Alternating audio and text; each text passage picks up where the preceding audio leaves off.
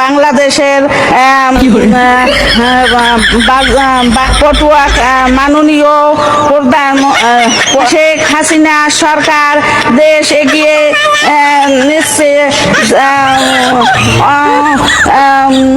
এই উন্নত মেডিকেল কলেজের নাম শেখ রাসেল মেডিকেল কলেজের নাম করণের জন্য জোর দাবি জানায়।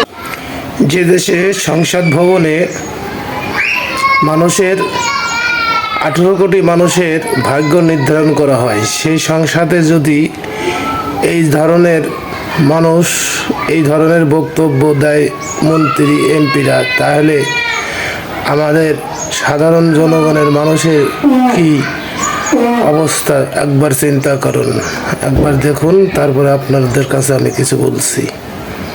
বাংলাদেশের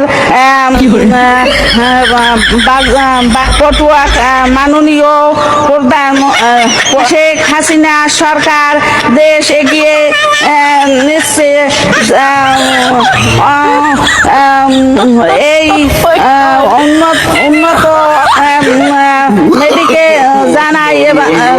মেডিকেল কলেজের নাম শেখ রাসেল